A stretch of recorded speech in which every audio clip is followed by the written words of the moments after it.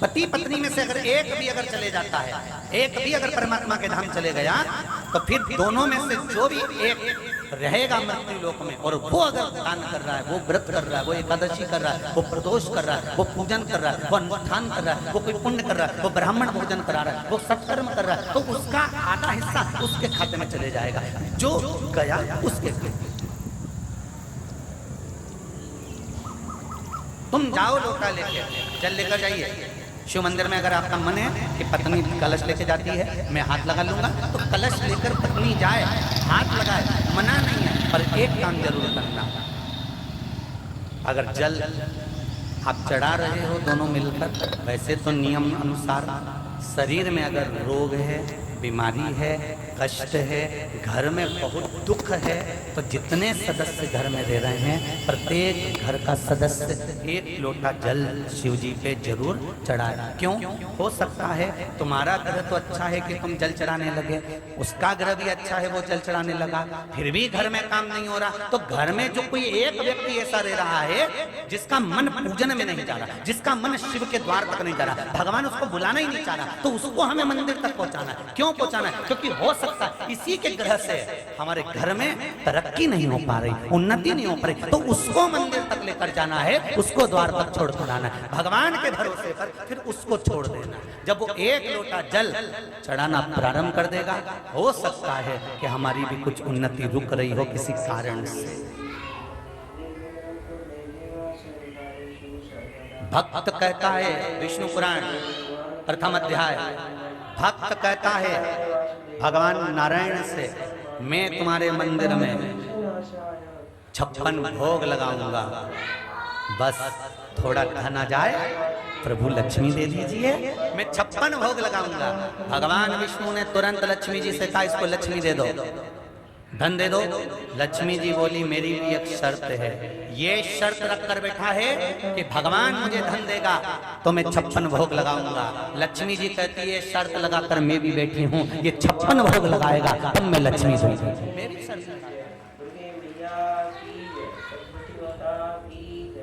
तुमने संकल्प ले लिया कि मैं पशुपति व्रत जब करूंगी, जब मेरा यह काम होगा, मेरे पास में थोड़ा सा धन आएगा तब मैं कम। भगवान इंतजार में बैठा है, धन का व्यवस्था मत करना, तू व्रत तो उठा, एक बार चालू तो कर, मेरे मंदिर तक तो आ, फिर व्यवस्था करना मेरी जवाबदारी है, सारे रास्ते खोलना चालू कर दूंगा। तू आ तो उसकी चौखट तक जा ही नहीं रहा, तो उसके दरवाजे तक जा ही नहीं रहा। घर की अम्मा जा रही, घर के बहू जा रही, पर तू तो सवेरे आराम से 9, 10, 11, 12 बजे तो उठे, मुंगेरी लाल के हसीन सपने, उठ के फिर नहाए धोए, फिर जाए और जा जाके सारे पंडितों को पत्रिका दिखाता फिरे। समय अच्छा है, देखो पंडित जी थोड़ा सारे महाराजों को पत्रिका दिखाया, यानी भोपाल ने, इंदौर ने, कहीं ना जाने, जहाँ जहाँ मालूम पड़े वहाँ वहाँ पहुँच गया, कि केवल कोई ऐसा चमत्कार हो जाए कि कहीं का महाराज मिले और ऐसी फुड़की घुमा के ऐसी बबूती पी गया, हंडा निकल के बाहर आ जाए, तो ऐसा महाराज मिले तो हमको भी बता, आश्रम बनाना दादा, वरेश्वर बाबा का ये धाम बनाना, ऐसा कहीं का महाराज मिले ना, फुड़की घुमा के ना हंडा निकाल। शिवाय ओम नमः शिवाय ओम नमः शिवाय ओम नमः शिवाय ओम नमः शिवाय ओम नमः शिवाय नमः शिवाय ओम नमः शिवाय ओम नमः शिवाय ओम नमः शिवाय। अगर ऐसी घुमा के हंडा निकालने वाले होते तो गीता जी में मेरा कृष्ण मेरा ठाकुर नहीं कहता कि कर्म करिए, फल की इच्छा मत रखना, मैं दूंगा तो काम तो कर। पत्रिका देखकर कह दिया तुम्हारा योग अच्छा चल रहा है, गज केसरी योग है। शिवाय ओम नमः शिवाय ओम नमः शिवाय ओम नमः शिवाय ओम नमः। और मालूम पड़े दरवाजे पे सुअर घूम रहा है और के गज केसरी योग। ओम नमः शिवाय ओम नमः शिवाय। ना गज है, शिवाय ओम नमः शिवाय ओम ना शिवाय ओम नमः केसरी, नमः शिवाय ओम नमः सुंगरा शिवाय ओम नमः शिवाय ओम नमः शिवाय ओम नमः शिवाय ओम नमः शिवाय। शिवाय ओम नमः शिवाय ओम नमः शिवाय ओम सारी दुनिया में दिखा दी। नमः शिवाय ओम नमः शिवाय 11 बजे सो के उठे, 1 बजे ऑफिस में पहुंचे, 3-4 बजे तक बैठे, 4 बजे तक बैठने के बाद भी दिन भर जब से पहुंचा ऑफिस में सबसे व्हाट्सएप से फुर्सत नहीं है, मोबाइल से फुर्सत नहीं है, फुर्सत नहीं, चैटिंग से फुर्सत नहीं। शाम के घर आया और भगवान का रोना रहे, भगवान तूने कैसा कर दिया, भगवान मेरा काम नहीं चले, भगवान मेरा धंधा नहीं चले, भगवान मैं तो बर्बाद हो गया, भगवान के कुछ मत कर, कहीं मत जा, कहीं जाने की जरूरत नहीं है। इसलिए शिव महापुराण की कथा में आपको बार बार कहते हैं, आप कुबेरेश्वर धाम पर भी मत आओ, टीवी के सामने बैठकर कथा सुन रहे हो, विश्वास रखकर कथा सुनना। तुम्हारे नजदीक में जो शंकर मंदिर हो उसमें 1 लोटा जल चढ़ाना चालू कर देना, विश्वास रखकर चढ़ाना, और फिर कहना कि मैं कुबेरेश्वर धाम जब जाऊंगा जब मेरा यह काम हो जाएगा। काय को आप यहाँ फालतू टाइम बर्बाद करने के लिए? कौन ने कहा तुमसे कि कुबेरेश्वर धाम पर आओ? तुम्हारा काम अभी भी तुमसे करे कि तुम यहाँ से जाते जाते बाबा से कहकर जाना कि बाबा मैंने सुना है कि तू 3 महीने में वापस बुलाता है, अगर तूने मुझे बुलाना है तो ये काम कर दीजिए, 6 जुलाई से कथा होने वाली है, उससे पहले मेरा काम कर देना, तुम्हें तो कथा में पहुंच जाऊंगी। तब तो बाप कौन ने कहा तुम अपना टाइम बर्बाद करो, नंग नंग बैठ के धूप में पड़े रहो, आदि इधर पड़े, मत चढ़े ऊपर मुंडेर पे। ओम नमः शिवाय ओम नमः शिवाय। कोई छतरी में बैठा है, कोई धूप में बैठा है, क्या समय बर्बाद करो? भगवान से निवेदन करो, तुम्हारे गांव में, तुम्हारे नजदीक में, तुम्हारे मोहल्ले में, तुम्हारे आसपास में जहाँ शिव मंदिर हो वहां पर 1 लोटा जल चढ़ाना चालू कर दो। और जब बाबा तुमको इतना दे दे कि अब मुझे किराए का भी खर्चा पूर्ण मेरे बाबा देने लगे हैं, तब ट्रेन में बैठना, आराम से सीहोर स्टेशन पे उतरना, ऑटो करना, फिर कुबेरेश्वर धाम आना। सीहोर वाला महाराज मिले नहीं मिले, बाबा कंकर शंकर मिलेगा, उससे विनती करना। जैसे एक माता ने कहा मेरी किडनी, देखिए जरा,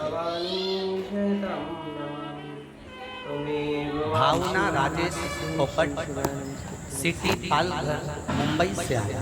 कहीं बैठे हैं? श्री शिवाय नमस्तुभ्यं, श्री शिवाय नमस्तुभ्यं, श्री शिवाय नमस्तुभ्यं, श्री शिवाय नमस्तुभ्यं, पालघर, श्री शिवाय नमस्तुभ्यं, मुंबई से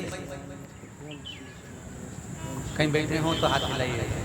ओम भावना राजेश जी पोपट, सिटी पालघर, मुंबई से कहीं बैठे हो तो हाथ जरूर मिलाइए। हर हर महादेव। जरा जन्म दुख मुंबई वाले कहीं बैठी है? बाहर वाले पंडाल में भी कहीं पर बैठे हो तो स्मरण करिएगा। आपने लिखा है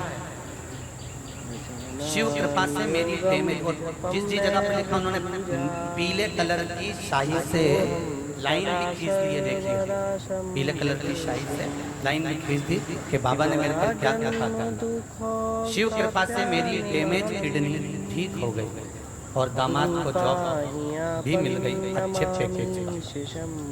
आपको बहुत बहुत धन्यवाद। आपके आशीर्वाद से, शिव कृपा से हमारे सब काम बन रहे हैं। मेरी एक किडनी 20 से 22 साल से डैमेज थी, इसमें लिखा है 20 से 22 साल से डैमेज थी, और कभी कभी उसको बहुत शरीर में कष्ट होने लगता था। पर मैंने 2 बार पशुपतिनाथ का व्रत किया और बाबा का नाम जप श्री शिवाय नमस्तुभ्यं प्रारंभ किया, तब से मेरी हेल्थ अच्छी होने लगी।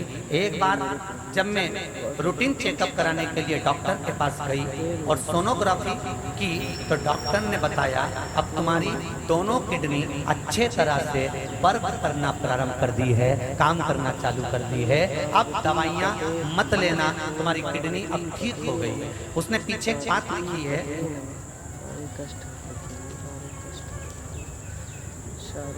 मुझे हिंदी में लिखना अच्छे से नहीं आता, गुरुजी भूल हो जाए तो माफ कर देना, मेरे हृदय की बात। तो ये शिव भक्ति नहीं तोड़ दिया,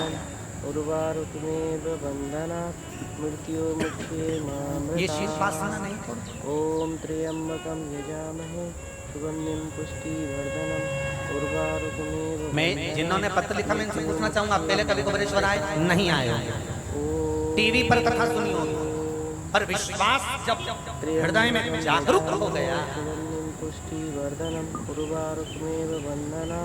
तब बाबा ने ठीक करा तब कुबेरेश्वर धाम ओम आओ। कुबेरेश्वर की पावन धरा के लिए किसी को मना नहीं है कि आप मत आओ। यहाँ कंकर शंकर है, उससे निवेदन करो।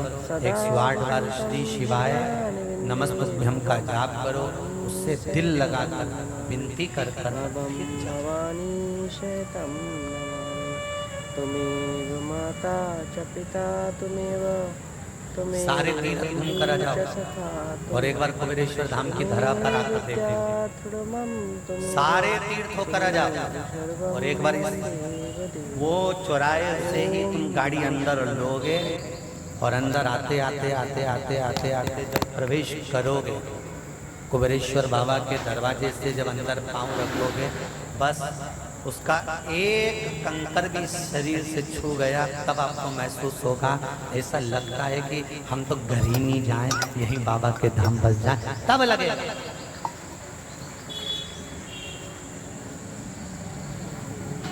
भीतर